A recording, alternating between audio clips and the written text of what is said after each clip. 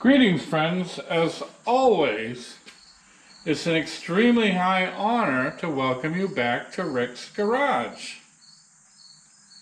Well, I finally got my hands on one. This is one of those Harbor Freight mini tire changes. Evidently, they're very popular. There's hundreds of videos on them on YouTube. I have two Harbor Freight stores within 15 miles of me, and both have been sold out of these for some time. I've been waiting for them to get them back in stock, and they keep saying very soon, but it never seems to happen. Well, the other day I got called out of town about 35 miles away, so I checked the Harbor Freight store in that area, and sure enough, they said they were in stock. So when I went over for my business meeting, I stopped in there and I got the very last one. So I'm going to do an unboxing video today.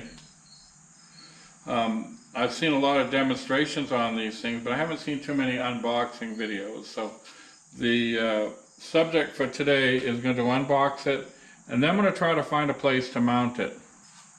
Now, the reason I wanted this tool, if you're familiar with my channel, you know I did a lot of lawn tractor repairs. So quite often I'm called to change a tire, repair a tire, and so I thought this might make life a little easier. I've got a little knife here that I've stolen from my wife's kitchen. If you're familiar with my channel, I'm always taking her stuff. But she wasn't home today, so she doesn't know that I have this. So let's cut this thing open. The reason I'm using her knife is I can't find my case cutter. So it's easy enough to open.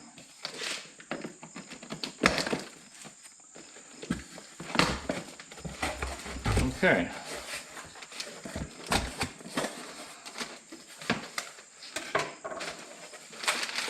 Okay, it looks like it's packaged quite well. Here's your instruction booklet. Here's the handle. Now, I saw one video where the guy broke this. It seems pretty heavy duty. It's hard to believe he broke it, but this guy that broke it was actually running a repair shop. It was very high usage. For me, I'm lucky if I use it once a month or so. So I'm not worried about that. So let's get this stuff out of here.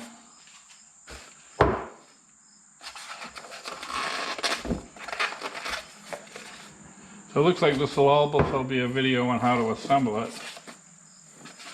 You have these spacers. I hate that sound.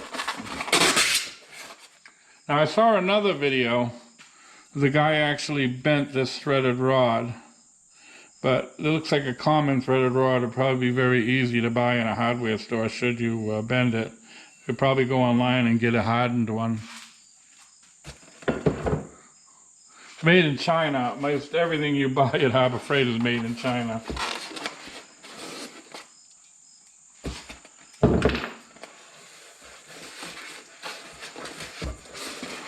Let's see. What else have we got here?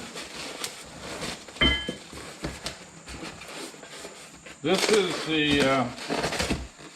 the tool that breaks the bead. I may not use this too much because I do actually have a regular tire machine I can use to break the bead, but I'm a fat old bastard, and what I usually do is just stand on the tire, and I've got plenty of weight on me to break the bead down. Now, in a lot of the videos I saw, this was red, but on this particular one it's black.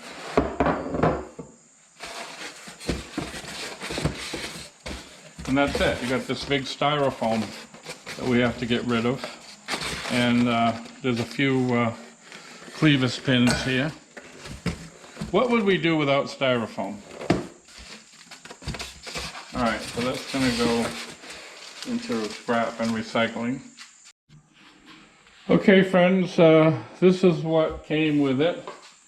So now the next step is I'm going to try to find a place to mount this. Now I don't want to mount it on my bench here because it's kind of high up.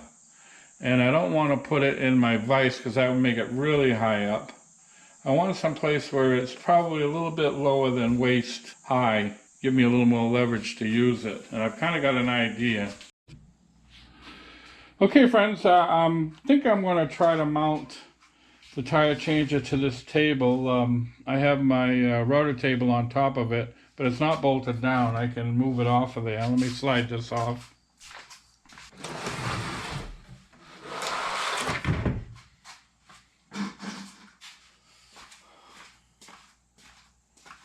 Yes, so I can keep my rotor table off to the side when I'm not using it. Well, friends, for you it's only been a couple of seconds. For me it's been a couple of days. I did not have the hardware I needed to mount this base down to the table. So when I got a chance, I went out to my local hardware store and I got what I needed. Also, I found this bin that I can store the parts in. And I've got this smaller bin for the small parts. That'll keep everything from rolling around.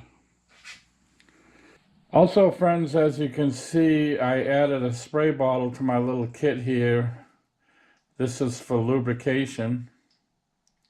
I'll be putting some soapy water in it. When my wife isn't home, I'll go up and steal some of her dishwashing liquid. And I apologize, I didn't show the mounting of the base to the table. I didn't want to bore you with that. It's fairly simple. I just drilled 4 holes and installed the nuts and bolts. So what I'm going to do now is I'm going to assemble this thing according to the picture on the instructions. So first of all, this goes in here. You've got a clevis pin that locks it in place. A little wobbly, I don't like that, but everyone I've seen on YouTube does that, so I'm not going to worry about it. Then according to the picture, this goes on next. And then you've got your 2 spacers. Now on the picture it shows the rim in between these 2 spacers. But I think that depends on what type of rim you have. I think the rim with the wide mouths would go directly on here and this would go on top. So your rim would be in here and then these would go on top. So it depends on what type of rim you have, how you assemble it. And then you've got your nut that locks it all down.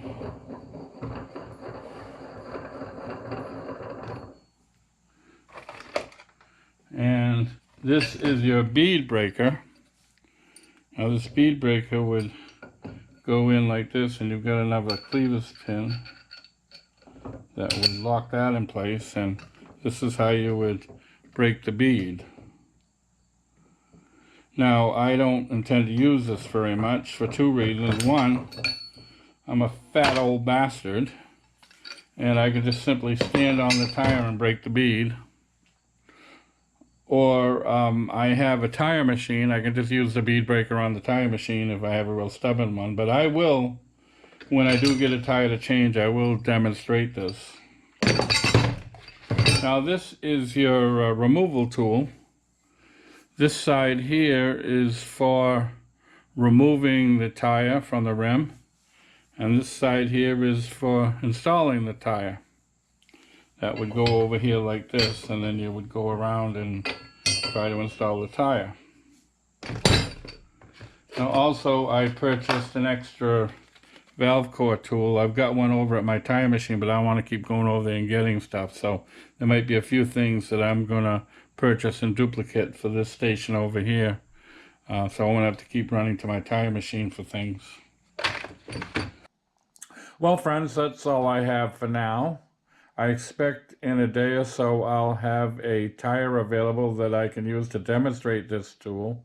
So I want to thank you once again for watching Rick's Garage. Before I go, I will post 2 videos to your left. One will be that video I just promised you, and the other will be something else I hope you find of interest. And to your right, as always, will be a picture of my avatar in the form of my very trusty German Shepherd.